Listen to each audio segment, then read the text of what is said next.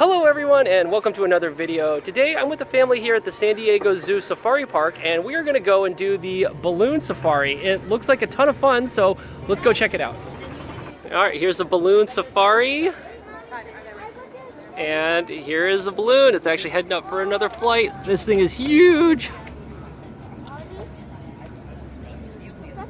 Alright, see it's going up right now on the winch. Let's go take a look. So you just kind of walk in here, and here's some stats about the balloon. Look at this thing, it's taller than the Statue of Liberty, but not, I guess, as tall as the Great Pyramid. But yeah, you just come here and buy your tickets. It was $14. We had to wait a little bit for the clouds to burn off, but after that, it was pretty smooth. There was absolutely no line. And, oh, there it goes. It's heading up to 400 feet. So let's take a look at what it looks like from the inside of the balloon. I shot some footage of the Ascent using my 360 camera, so while it's heading up, I thought I would share a few more thoughts about the experience. In case it isn't clear, this ride is part of the San Diego Zoo Safari Park, which is different from the San Diego Zoo. This park, the Safari Park, is actually about 30 miles north of the San Diego Zoo. The thing that makes this park so unique is the fact that it has the animals in large, expansive, free-range enclosures instead of inside cages or small habitats. For some of these enclosures, you have to take a 30-minute tour in a tram to have any hope of seeing it in a reasonable amount of time. In my opinion, one of the best ways to see the 1,800 acres of the park is via the balloon safari. This is an extra experience that you can purchase for $14 per person once you're inside the park. So, yes, unfortunately, you have to pay to get into the park, and then if you want to ride the balloon, you have to pay again. But in my opinion, it's well worth it.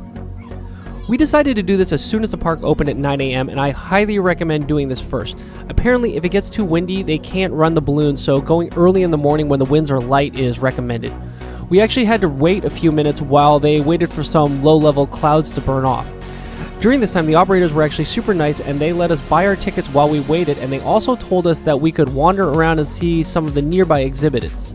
Once the clouds burned off, they would need to take the balloon up for a check flight with no passengers, so as soon as we saw the balloon go up, we would have about 10 minutes to come back and hop on our ride.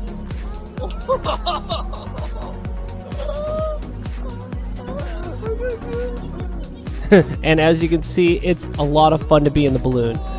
The carriage is shaped like a ring, so you're actually free to walk all the way around during the ride. Basically, this means you can see the entire park and a ton of the surrounding countryside from this bird's eye view vantage point.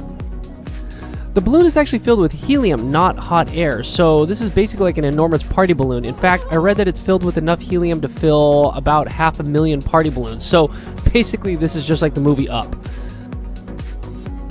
The large ponds you're seeing now are part of that huge outdoor enclosure I was talking about earlier, where you needed to actually take a tram to see all the animals.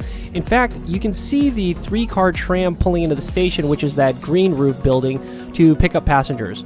We rode this later in the day and it was kind of neat to look back and seeing the balloon going up and down. What else? The balloon is 72 feet wide apparently, and the balloon and carriage combo is 110 feet tall. It's tethered to the ground with a winch cable that apparently has a tensile strength of around 45 tons. There's a huge winch and winch house that raises and lowers the balloon to about 400 feet above ground level.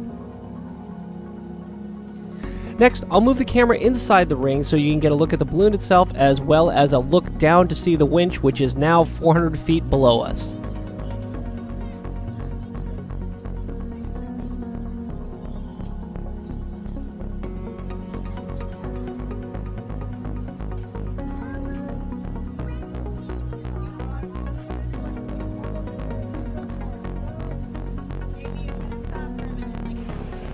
So that was pretty darn cool. You can see the balloon right over here coming down from someone else's ride.